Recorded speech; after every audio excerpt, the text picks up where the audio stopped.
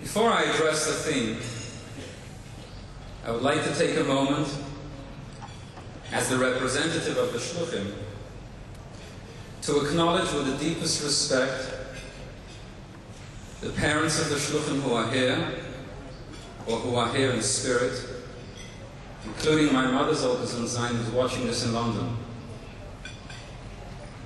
We're all familiar with the Shliach's occupational hazard of sending young children to school away from home. It's gut-wrenching. Many of us have experienced the other side of the coin. We are the children of our parents, and as they get older, we are not physically there for them. Sure, we go back home to visit, but it's never often enough, and it's gut-wrenching. Yet our parents are happy and proud that we're away on Shlichus. Thank you, parents, for your sacrifice. May the Eibishter give you lange, gesunde Jahren filled with emes chassidische nachas.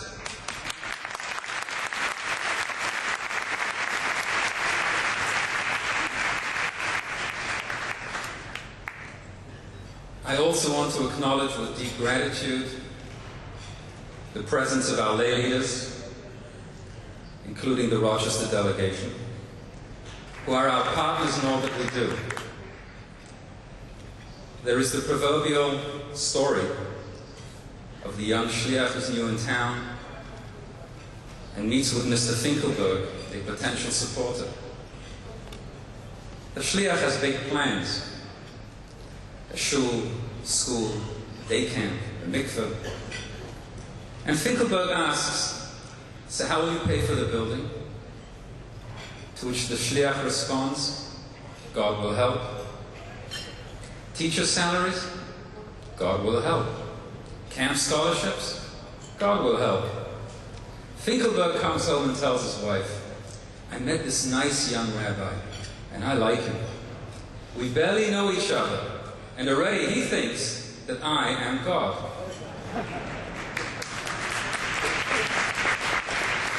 There's some truth to this story.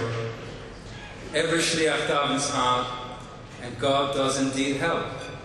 He sends us special friends and supporters. To our God-sent lay leaders, thank you for investing in us. May you see many returns, both spiritually and materially.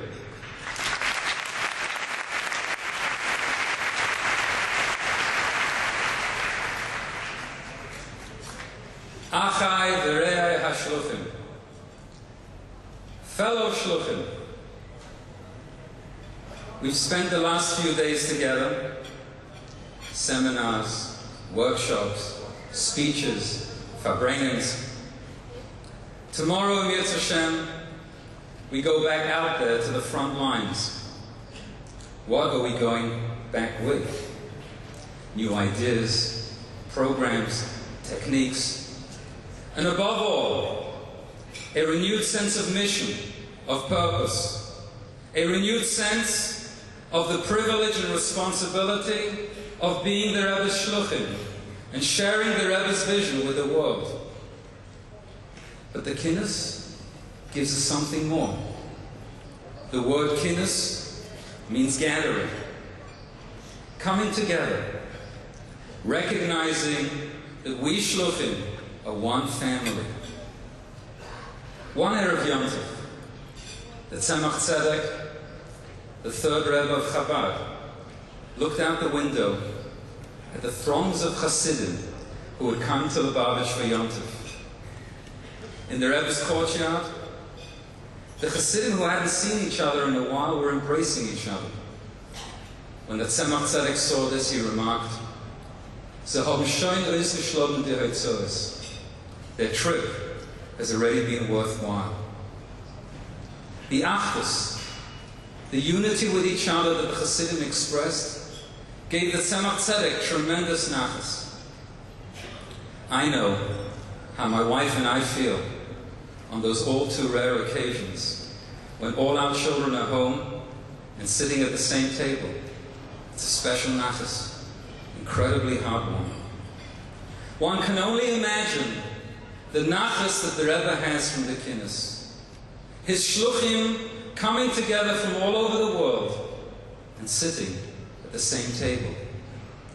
Because we're not only the Rebbe's army, we're also the Rebbe's children.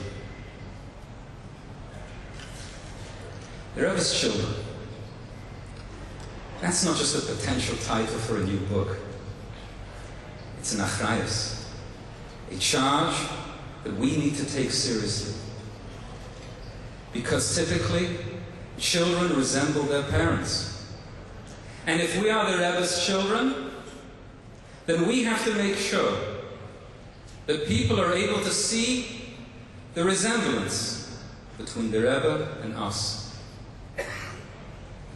In yesterday's parsha, Rashi tells us that there were leitzonei hador, the naysayers, the scoffers, who questioned Avram's paternity of his son Yitzchak. After all, Avram was very old when Yitzchak was born. Maybe he wasn't Yitzchak's father, claimed the scoffers. Ma osa HaKadosh Baruch Hu. What did God do?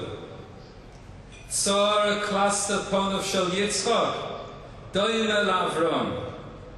He made Yitzchak's facial features look exactly like Avram's, and all doubts were laid to rest. People need to see that resemblance in us. They need to see in us the Rebbe's features. And so, I would like to dwell on just two of the Rebbe's many features. The first is the Rebbe's concern for the individual. Let me explain. A major recurring theme in the Rebbe's teachings is dira b'tachtonim, that the purpose of the Jewish people is to transform this world into the kind of world that God intended from the very beginning. A world that is filled with godliness, goodness, and kindness. A world where God can feel at home. The world of Mashiach. And the Rebbe constantly reminds us that we all need to participate and change the world one mitzvah at a time. So the arrival of Mashiach will mean that the mission is accomplished. The whole world is finally fixed. It will be the cosmic event of history, the purpose of all of creation. And yet, in this cosmic event, the individual does not get lost in the shuffle. The prophet Yeshaya says, "Va'atem teluktu le'echad echad b'nei Yisrael," and you, children of Israel, shall be gathered one by one. When Mashiach comes, God is going to take each one of us by the hand and lead us out of exile. Nobody will be left behind. Geula, redemption, embraces all of creation, and yet God cares to lead every individual Jew by the hand. The Rebbe taught us that as we work towards this goal, we must also take every individual Jew by the hand. We cannot leave anyone behind, because no Jew is expendable. Darwinism? Survival of only the fittest? That is not a Jewish concept. Every Jew is precious, indispensable, and with God's help, we will not rest until we make sure that no Jew is left behind.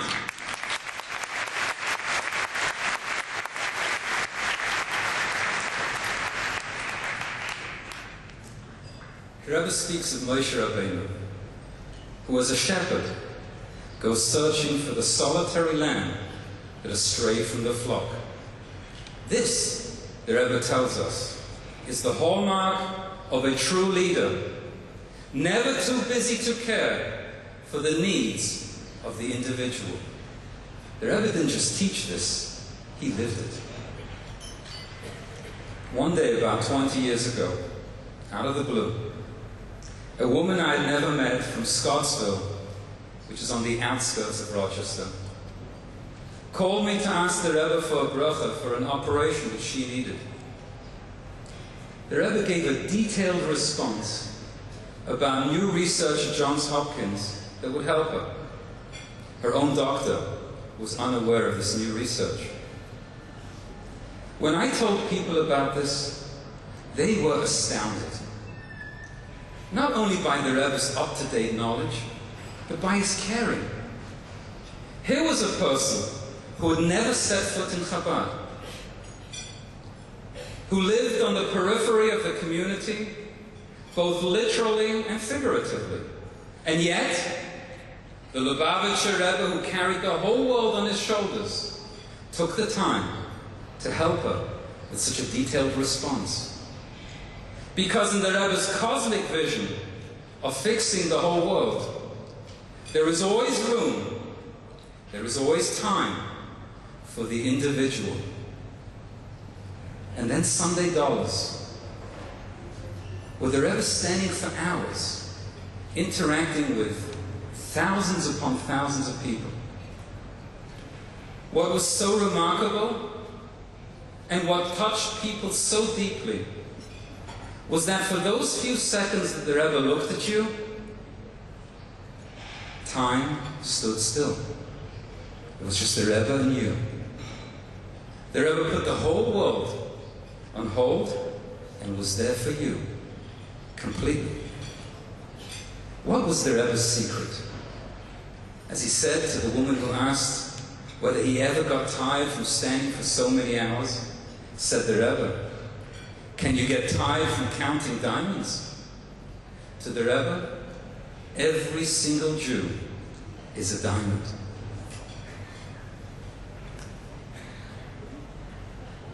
My father, Zechrono Levracha, was the founder and main supporter of the Lubavitch Boys Grammar School in London.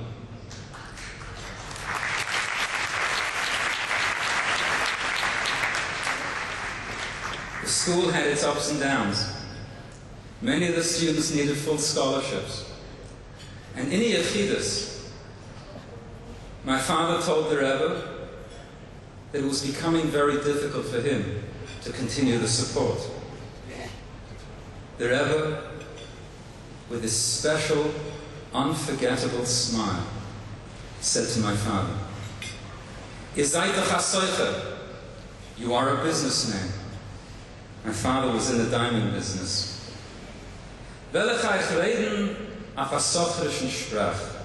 So I'll speak to you in business terms.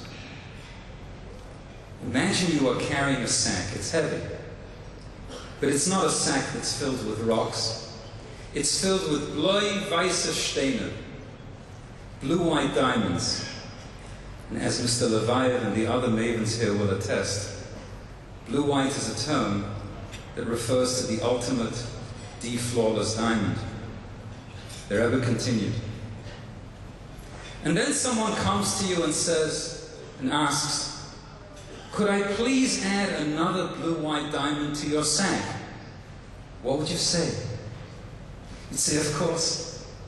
Mit dem größten Simcha, I'd be delighted. The sack is heavy, but it's diamonds." My father got the message, and the grammar school continued. It was later transformed into the Yeshiva Gedola, and as they say, the rest is history. Many students,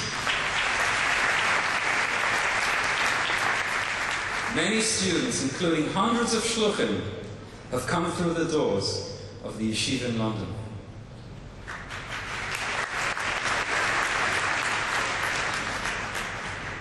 The Rebbe's analogy has many applications. When you think you are already schlepping a heavy load, too little time, too many bills, it's one of those days.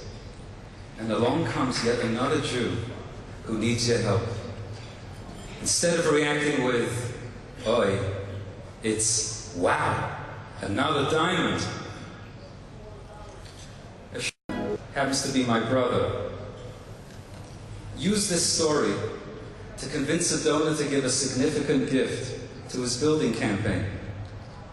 The story worked, and the donor put another diamond into his sack.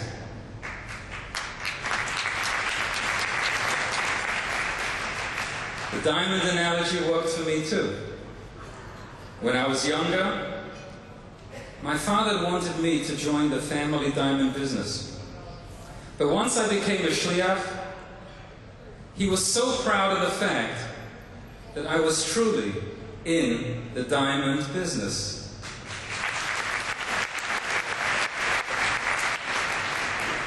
Counting diamonds. Maybe this is one of the great perks of shlichus. We get to see for ourselves how everything that we learned in Chassidus about the inner beauty of every Jew, that it stays pure and holy no matter what, all of that comes to life in front of our eyes. How many times have we encountered Jews who seem to have no connection at all to their Jewish roots, and yet somehow their neshama, their soul, manages to shine through? V'atem teluktu le'echad echad. Every Jew, every opportunity is incredibly precious. Cluster panav shel Yitzchak doimel Avram. The resemblance between the Rebbe and us. If concern for the individual, for the solitary lost lamb, is the hallmark of Moshe Rabbeinu, of the Rebbe, then it is also the hallmark of the Rebbe's shluchim.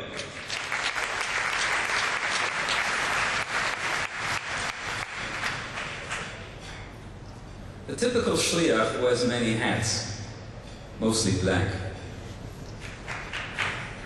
Rabbi, program director, fundraiser, teacher, counselor, matzah baker, that's a white hat, camp driver.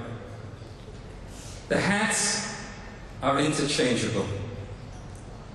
But under all those different hats, we always wear the same yarmulke, that which is constant. And the shliach's constant yarmulke is Chassidische Ahavas Yisrael. Chassidische Ahavas Yisrael means to love a fellow Jew with no strings attached, no agenda, not even a spiritual agenda, just love, pure and simple.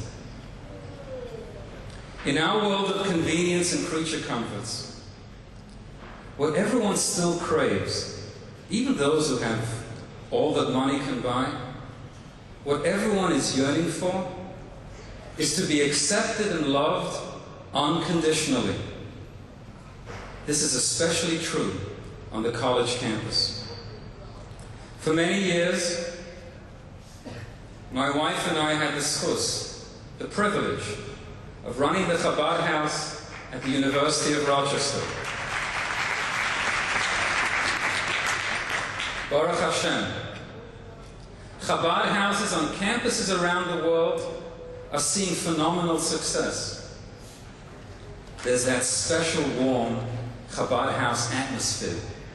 They say that even if the Chabad house was on the moon, it would still have real atmosphere. The key to the success, in addition to the Rebbitzins' amazing cooking, the reason that the college students come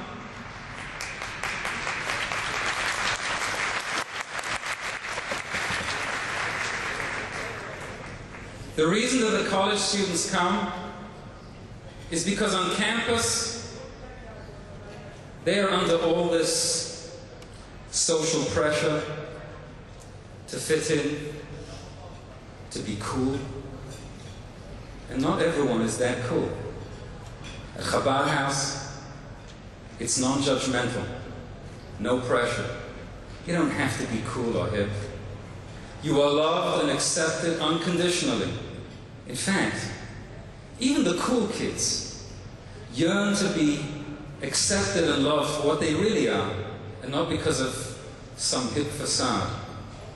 In the world of Facebook and iPhones, there's still a lot of loneliness. And even in the grown-up real world, so much of the socializing is really networking. What can you do for me? What can I get out of you? And so, people who want to be loved and accepted for what they are, and not for what can be gotten from them, they come to Chabad.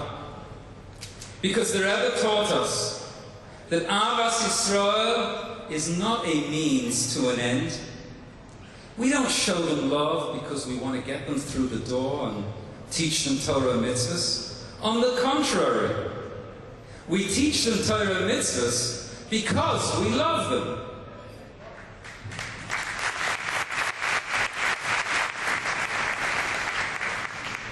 And that's why they listen. Because they know there's no agenda. That we're not in this to score points and build a resume for Olam Haba, the next world. They know that we're there for them because Ahavas Yisrael is unconditional. And then they come back for more. Because our message is always uplifting. I once heard that someone asked the Rebbe in Yechidus, what do you say to a Jew to bring him closer? What are those special words that can begin the process?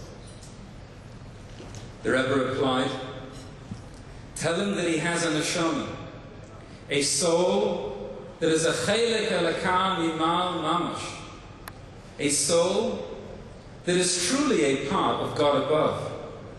And then this person will say, really? I have this?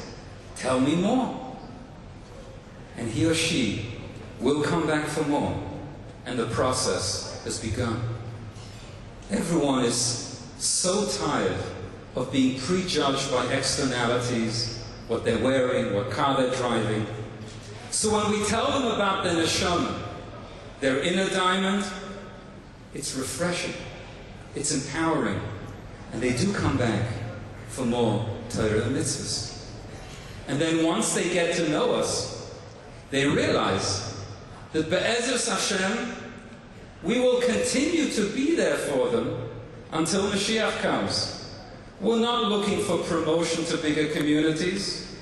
We are not climbing a career ladder. We are the Rebbe's shluchim. We stay at our posts.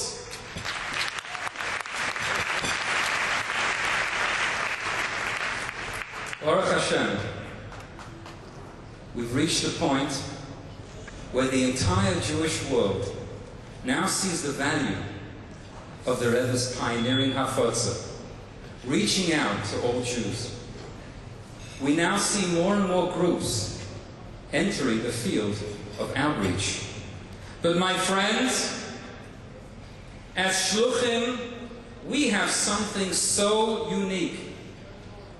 We have the Rebbe's unprecedented example of genuine, unconditional, agendaless Ahavas Yisrael for every individual Jew, and that is priceless.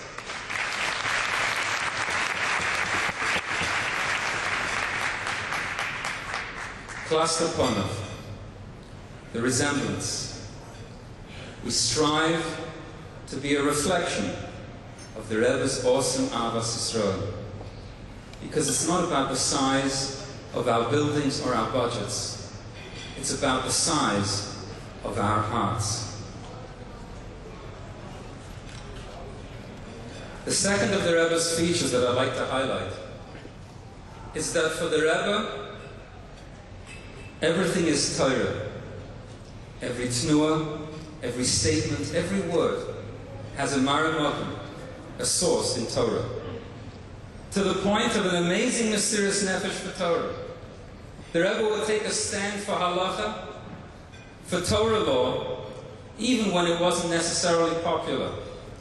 Nothing, absolutely nothing, can displace halacha. There's a story about a fleet of battleships sailing happily along when they see an unidentified light in the distance. This is pre-GPS. The captain signals ahead. "This is the US Navy. You are in our way. Change your course." The response comes back. "We are not moving. You must change course." Chutzpah. Now the admiral himself sends the message. "Change your course immediately." That's an order. And the response comes back. "Sorry, Admiral. We are a lighthouse. We cannot move. You must change course." The Rebbe is a Torah lighthouse, and his stand for halacha does not change course. And as his shluchim we know that although we need to maintain our competitive edge and do whatever it takes to reach as many Jews as possible, nevertheless, the end does not justify the means, and we will not cut halachic corners.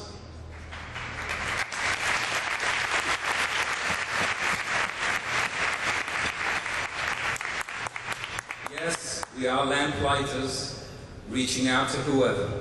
And yes, we'll bring that light to wherever. But the light that we bring is a lighthouse that cannot change course. So every shliach is really a portable lighthouse. And it's not a paradox. Portable in the sense that we're not limited to 9 to 5 in our office by appointment only. We are 24/7 portable. And a lighthouse in the sense that our message, our program, is always solidly anchored in the bedrock of Torah. Cluster upon of Shal Yitzchak Doimel Avram. We strive to resemble the Rebbe's Torah lighthouse feature, because it's not about our eloquence or our pizzazz. It's about our authenticity. Finally, if we're all the Rebbe's children, then obviously we're all brothers. This is the 25th Kinnis. And I'm proud to say that Baruch Hashem, I've participated in every one of them. The first Kinnis in Tovshin Dalet Mem, 1983, took place in the library upstairs in 788 Eastern Parkway. There were about 60 of us, and the group photo was set up in about 45 seconds. Baruch Hashem, we've come a long way. Different venue, different menu, and the family has grown. So many brothers came here. I don't know you all personally, but I wish I did. What I do know is that as the family of shluchim, we stick together, we help each other, we daven and we pull for each other. And so I'm going to take the liberty of utilizing this koyach hatzibur, the power of this awesome gathering, to appeal to the Eibishter on behalf of all the shluchim and shluchas. Ribono shel olam, Master of the universe, please give us all that we need and more. Bonei, Chayei, Umazoinei, Ubekolam Revichei. Healthy children, health and long life, and more than enough money to pay all the bills and all the other tools with which to fulfill our shlichus. Please give us Hasidic nachas from all our children. We should raise them al Taras HaKodesh, find for them the proper shidduchim, and then help them find their shlichus. In today's world, the greatest challenge facing the Jewish family is how to successfully raise Jewish children. And so for us to have Hasidic nachas from our children is an integral part of our shlichus, because we